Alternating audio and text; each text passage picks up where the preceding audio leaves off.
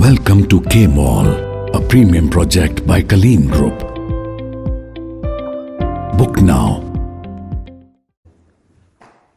कल supreme court में MCD mayor चुनाव के मामले में आम आदमी पार्टी की बहुत बड़ी जीत हुई, जनतंत्र की जीत हुई, दिल्ली की जनता की जीत हुई, देश की जनता की जीत हुई।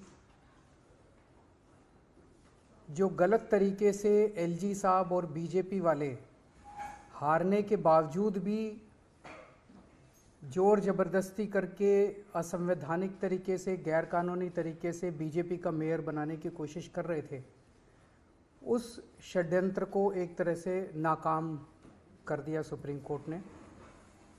अभी थोड़ी देर पहले मैंने एलजी साहब के पास प्रस्ताव भेजा है कि 22 फरवरी को मेयर के चुनाव कराए जाएं। मैं उम्मीद करता हूं कि अब जल्द ही चुनाव होंगे और जल्द ही दिल्ली को उनकी मर्ज़ी का, जो उन्होंने वोट डाले थे, जो मैंडेट दिया था, उसके हिसाब से मेयर मिलेगा। लेकिन आज जो मैं आपके सामने रखने जा रहा हूं मुद्दा, वो सुन के आप लोग चौंक जाएंगे।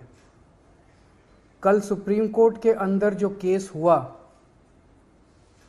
उस केस के पहले की कहानी मैं आप लोगों को बताना चाहता हूं कि उस केस को असंवैधानिक तरीके से इन्फ्लुएंस करने की किस तरह से एलजी साहब ने कोशिश की कि सुप्रीम कोर्ट के अंदर सच्चाई नहीं बताई जानी चाहिए। सुप्रीम कोर्ट में सच्चाई बताने से रोकने के लिए एलजी साहब ने पूरी कोशिश की।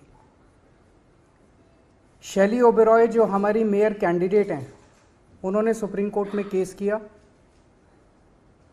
उस केस में उन्होंने दिल्ली सरकार और एलजी दोनों को अलग अलग पार्टी बनाया, क्योंकि दोनों के व्यूज़ अलग अलग थे। एलजी साहब ने कुछ कदम उठाए थे जो दिल्ली सरकार के मुताबिक असंवैधानिक थे, गैरकानूनी थे। तो शैली ओबेरॉय ने दिल्ली सरकार को, एलजी को अलग अलग पार्टी बनाया।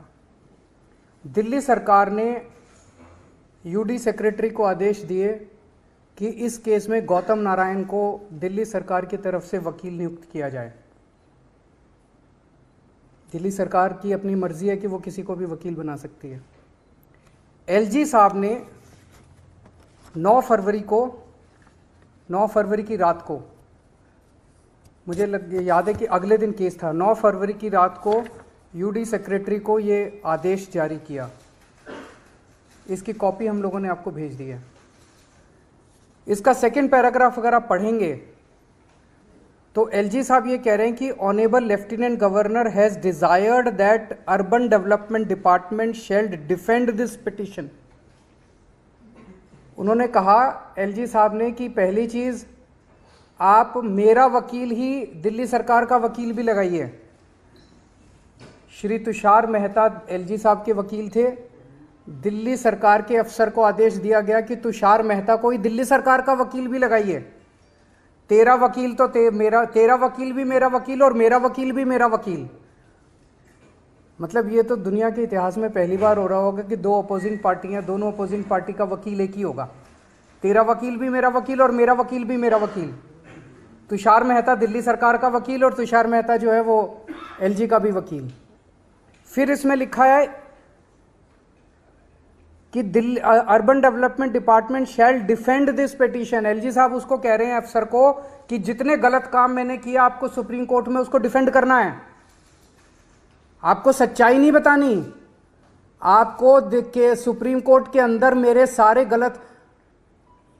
गलत कामों को डिफेंड करना है। एक या दूसरा आदेश, you should engage the services of Shri Tushar Mehta. मेरा वकील तुषार मेहता है, तुम भी तुषार मेहता को करो, तुम अपना वकील गौतम नारायण को मत करो। और तीसरा कहते हैं, counter affidavit has been file, कि तुम वहां क्या बोलोगे ये भी मैं तय करूंगा। तुम्हारा वकील ऑपोजिट पार्टी, 2 पार्टियां कोर्ट में हैं।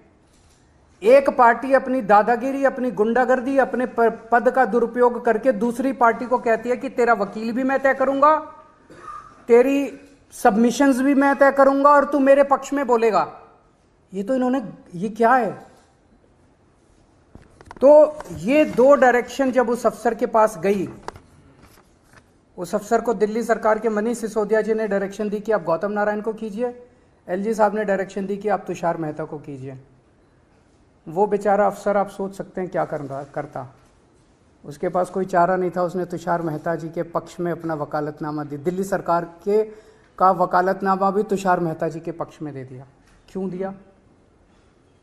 उस अफसर के पास 2 ऑर्डर थे। एक दिल्ली सरकार के मंत्री का ऑर्डर था जिसके अंडर में वो काम करता है, उसका एलजी से कोई लेना देना नहीं है उस अफसर का, और एक एलजी का ऑर्डर था।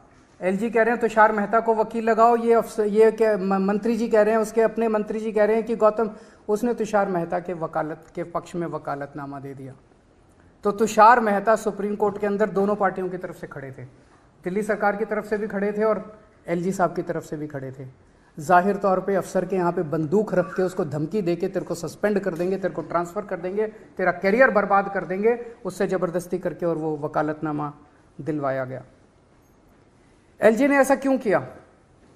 एलजी ने ऐसा इसलिए किया, एलजी साहब जानते थे कि उन्होंने जितने काम किए हैं वो गैर कानूनी है, असंवैधानिक है। अगर सुप्रीम कोर्ट के अंदर उनकी पोल खुल गई तो एलजी मुंह दिखाने के लायक नहीं बचेंगे। इसीलिए उन्होंने गुंडागर्दी करके, अपना पद का दुरुपयोग करके उन्होंने दोनों पक्षों का वकील एक करवाया, दोनों पक्षों का काउंटर एफिडेविट एक करवाया। तो इससे साफ साफ जाहिर है कि सुप्रीम कोर्ट में सच को छुपाने के लिए एलजी साहब ने यह सारा षड्यंत्र रचा। जैसे हम फिल्मों में देखते हैं कि जो क्रिटिकल गवाह है उसको कोर्ट में पेश होने से रोकने के लिए कभी उसको किडनैप कर लिया जाता है, कभी उसके परिवार वालों को किडनैप कर लिया जाता है, कभी उसको हत्या कर दी जाती है जो क्रिटिकल विटनेस होता है। ये बहुत बड़ा गुनाह है, ये क्राइम है। एलजी साहब ने जो किया वो वही काम किया कि एक पार्टी के सच्चाई को सुप्रीम कोर्ट के सामने रखने से रोकने के लिए उन्होंने अपना ये सारा षड्यंत्र रचा। ये मैंने कई वकीलों से सुबह से बात की है। This amounts to LG's action amounts to interference in the administration of justice. It is criminal contempt of court. LG of lieutenant governor of Delhi has committed criminal contempt of court. मैंने आज एलजी साहब को ये चिट्ठी भी लिखी है, आप लोगों को उस चिट्ठी की कॉपी भी दे दी है, और मेरी एलजी साहब से अपील है कि इस तरह से गुंडागर्दी करके दिल्ली को चलाने की कोशिश मत कीजिए। दिल्ली के कामों में, चुनी हुई सरकार के काम में इस तरह से गुंडागर्दी करके दखलंदाजी मत कीजिए। वो एक बहुत बड़े संवैधानिक पद पे बैठे हैं, उनकी जिम्मेदारी है न्याय होना चाहिए। सुप्रीम कोर्ट के अंदर केस चल रहा है तो उनकी जिम्मेदारी है एक फादर फिगर की तरह कि सारी पार्टियों का पक्ष सच्चाई के साथ रखा जाए, फिर जो भी कोर्ट निर्णय ले। लेकिन उन्होंने उसको करने से रोका। ये तो अच्छा हुआ, जो मुद्दे थे दिल्ली सरकार से सुप्रीम कोर्ट को कुछ पूछने की जरूरत नहीं पड़ी। सुप्रीम कोर्ट को 5 मिनट के अंदर मुद्दा समझ में आ गया। अगर सुप्रीम कोर्ट बाई चांस कल ये पूछता कि दिल्ली सरकार का वकील कौन है, दिल्ली सरकार हमें ये बताए, तो 2 लोग खड़े होते। एक तुषार मेहता खड़ा होता जिसके पास अफसर का वकालतनामा था, और एक गौतम नारायण खड़ा होता जिसके पास मनीष सिसोदिया का वकालतनामा था। ये क्या है? एलजी साहब कर क्या रहे हैं? अगर आपके कोई प्रश्न है तो आप। कोर्ट में आपकी तरफ से वकील, आम आदमी पार्टी की तरफ से वकील थे, वो था शैली ओबरॉय। शैली ओबरॉय ने 2 लोगों को पार्टी बनाई, एक दिल्ली सरकार को और एक एलजी को।